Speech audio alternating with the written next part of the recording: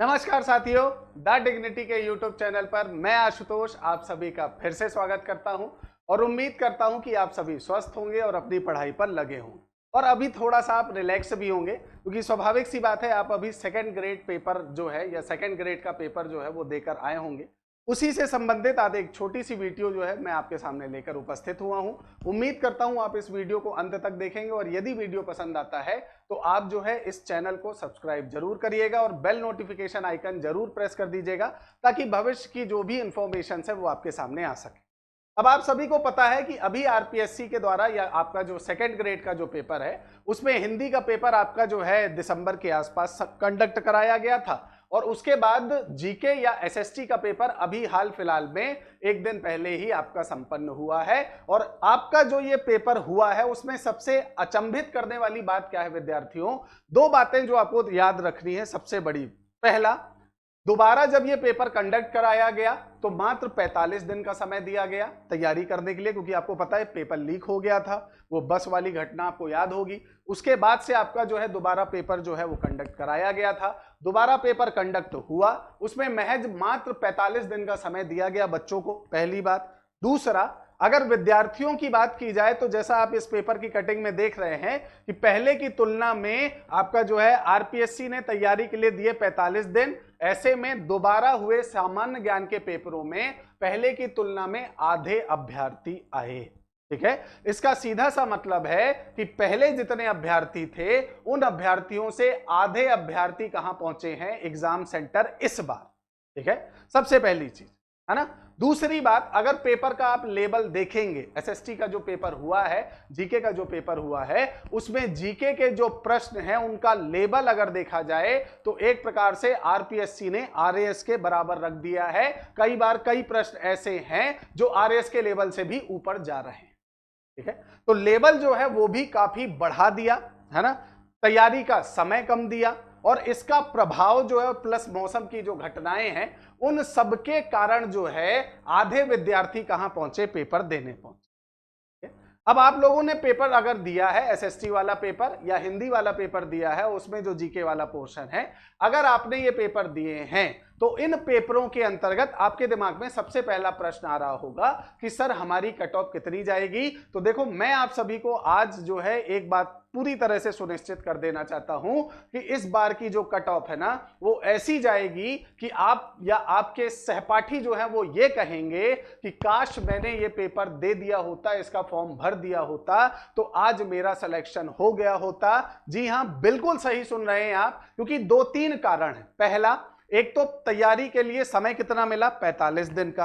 ठीक है, दूसरा, बच्चे जो हैं वो असमंजस में थे कि कहीं ऐसा ना हो कि इस बार भी पेपर कैंसिल हो जाए किसी भी कारणवश। भाई जब एक बार हो सकता है तो दूसरी बार भी हो सकता है, कोई बड़ी घटना नहीं है, और इस कारण से बच्चे जो है वो असमंजस में थे। तीसरा, आपका जो मौसमी गतिविधियां हैं वो भी आपको पता है कि भाई मौसमी गतिविधियां कैसी चल रही थी। और चौथा, जो पेपर का लेवल है वो इतना ज्यादा हार्ड रख दिया गया जो आपका लिमिट से बाहर था, संभावनाओं से बाहर।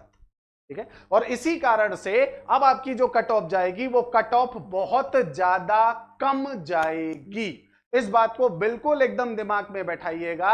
अगर कोई कहता है कि मेरे जो हैं 70 से ज्यादा प्रश्न सही हो रहे हैं या मैं जो है मेरे आपके जो हैं 300 या 350 के आसपास क्वेश्चन जो है नंबर्स जो हैं वो आ रहे हैं, तो वो बिल्कुल बातें हवा में कर रहा है। बिल्कुल याद रखिएगा, जिस तरह का प्रश्न पेपर आया है उस पेपर के अनुसार अगर देखा जाए तो 50 क्वेश्चन भी सही होने अपने आप में बहुत बड़ी बात। ठीक है, और उसी अनुसार जो है कुछ बच्चों के आपके कमेंट्स के अनुसार जो है, कुछ बच्चों के टेलीग्राम में मैसेज के अनुसार जो है हमने इस बात को या हमने इस कट ऑफ को तैयार किया है जो मैं आपके सामने प्रस्तुत करने वाला हूं। लेकिन इन तीन पॉइंटों को दिमाग में रखिएगा कि एक तो तैयारी का समय कम मिला, पहली बात। दूसरा, आपका जो है असमंजस बहुत ज्यादा था। तीसरा, मौसमी गतिविधियां। और चौथा, आपका पेपर का लेवल। इन चारों के कारण जो कट ऑफ है वो नीचे जाएगी। जो एक्सपेक्टेड कट ऑफ बन सकती है वो आपके सामने प्रस्तुत है। ये एक्सपेक्टेड कट ऑफ है। जनरल की अगर बात की जाए तो जनरल की कट ऑफ जो है वो 304 नंबर से 306 नंबर के बीच जाएगी, इससे ज्यादा नहीं जा सकती है। आप देखिएगा जिस दिन आपका कट ऑफ निकलेगा, रिजल्ट घोषित होगा, उस दिन मैं आपको इस वीडियो को टैग करके दोबारा बताऊंगा कि देखिए आपकी जनरल की कट ऑफ इससे भी कम गई है। अगर आपके इतने मार्क्स आ रहे हैं 304 से 306 या 310 और 300, अगर आप 300 और 310 के बीच में हैं तो 101% आपका सिलेक्शन हो जाएगा। वहीं अगर ओबीसी की बात की जाए तो ओबीसी में यह आंकड़ा कहां चला जाएगा, 295 से 298, तो आप 300 मानकर चलिए, प्लस माइनस का 2 नंबर आप समझते ही हैं। ईडब्ल्यूएस का लगभग 290 के आसपास आपकी कट ऑफ रहेगी।